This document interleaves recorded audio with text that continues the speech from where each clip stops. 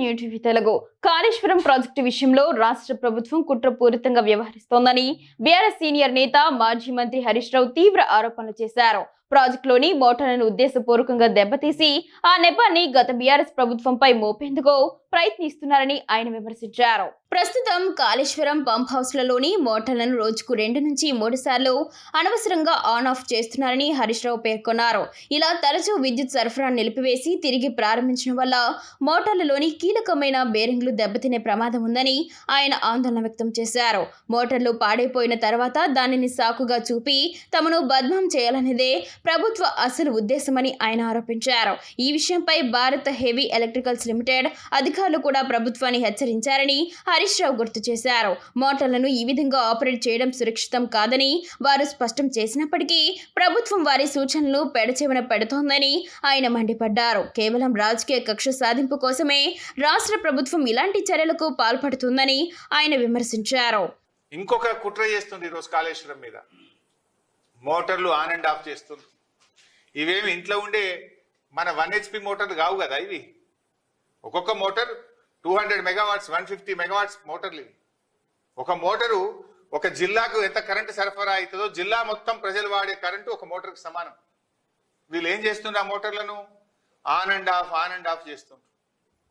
On and of చేస్తే బేరింగులు దెబ్బతింటాయి. ఇవి అట్లా వీళ్ళు ఏం చేస్తున్నారు? పొద్దున 7 గంటలకు స్టార్ట్ చేస్తున్నారు, సాయంత్రం 5కి బంద్ పెడుతున్నారు మోటార్. పొద్దున 7కి స్టార్ట్ చేసి 5కి బంద్ పెడుతున్నారు. ఎందుకు?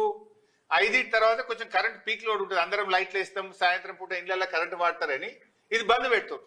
మళ్ళీ పొద్దుగాల 7-8 గంటలకు మెల్లగా స్టార్ట్ చేస్తున్నారు. ఇట్లా రోజుకు 2 సార్లు ఆన్ అండ్ ఆఫ్ చేస్తే మోటార్ల బేరింగులు దెబ్బతింటాయి, మోటార్లు పనికి రాకుండా అవుతాయి. ఇంజనీరింగ్ నిపుణులను అడగండి, ఎక్స్పర్ట్స్ని అడగండి. ఇప్పటికే బిహెచ్ఈఎల్ మిమ్మల్ని హెచ్చరించింది. మోటార్లు సరఫరా చేసిన బిహెచ్ఈఎల్ రాష్ట్ర ప్రభుత్వాన్ని హెచ్చరించింది. ఇట్లా మీరు మోటార్లు ఆన్ అండ్ ఆఫ్ చేస్తే ఇవి కాలిపోతాయి బిడ్డ అని మిమ్మల్ని హెచ్చరించింది. అంటే మీరు ఏంది మీ ఉద్దేశం? ఊకి ఆన్ అండ్ ఆఫ్ చేసి మోటార్ల బేరింగులు దెబ్బతిని మోటార్లు పనికి రాకుండా అయితే మళ్ళీ బదనాం ఎత్తేయాలని ఒక కుట్ర చేస్తా ఉన్నారు మీరు. బిహెచ్ఈఎల్ మీకు చెప్పలేదా? మిమ్మల్ని హెచ్చరించలేదా? కాళేశ్వరం మోటార్లు ఎప్పుడైనా సరే ఫుల్ నడపాలి. ఏం చేస్తుంది ఇప్పుడు? నందిమేడారం పంప్ హౌస్ లో కానీ గాయత్రి పంప్ హౌస్ లో కానీ ఆన్ అండ్ ఆఫ్ చేస్తుండ్రు. ఒకసారి ఉత్తమ్ కుమార్ రెడ్డి రేషన్ కార్డులు వంచడానికి సొప్పదండి పోయిండు.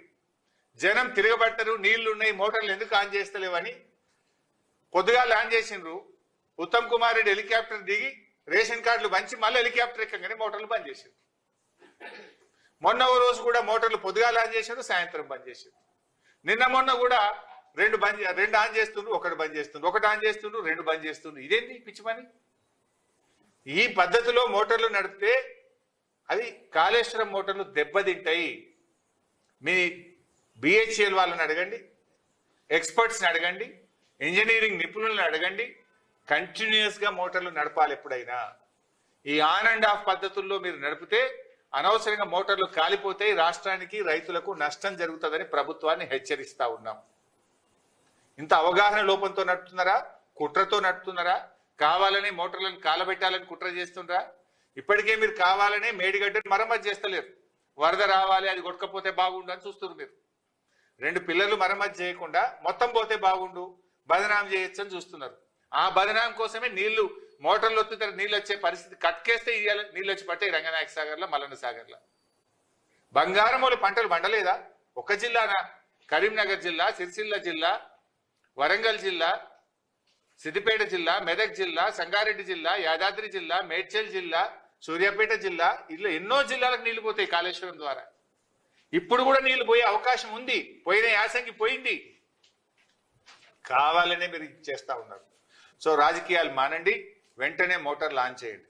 ఒకవేళ ప్రభుత్వం ఆన్ చేయకపోతే మాత్రం బీఆర్ఎస్ పార్టీ వేలాది లక్షలాది రైతుల్ని తీసుకొని కదులుతాం, మోటార్లు ఆన్ చేస్తాం, మా రిజర్వాయర్లు, మా చెరువులు నింపుకుంటాం, యాసంగి పంట పండించుకుంటాం.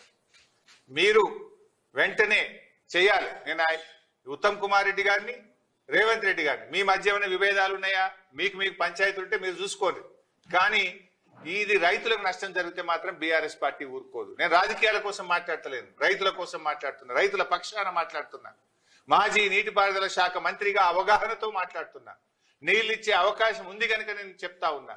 నా నియోజకవర్గంలో కూడా నా రైతులకు కూడా 70,000 ఎకరాలకు నీళ్లు వస్తాయి, రేపు నా రైతులు కూడా దెబ్బతింటారు అని నా రైతుల పక్షాన మాట్లాడుతున్నా, రాష్ట్రంలోని రైతుల పక్షాన మాట్లాడుతున్నా. ఎందుకంటే కాళేశ్వరంలో నా నియోజకవర్గం కూడా ఒక భాగమే. నా నియోజకవర్గంలో కూడా పెద్ద ఎత్తున ఆయిల్ పామ్ సాగు చేసిండ్రు, పెద్ద ఎత్తున యాసంగి పంట సాగు జరుగుతా ఉంది. నా జిల్లా, నా నియోజకవర్గం, ఈ రాష్ట్రం దెబ్బతింటది అనే ఆవేదనతో మాట్లాడుతా ఉన్నా. అర్థం చేసుకోండి, రాజకీయాలు కాదు, రాష్ట్రం ముఖ్యం.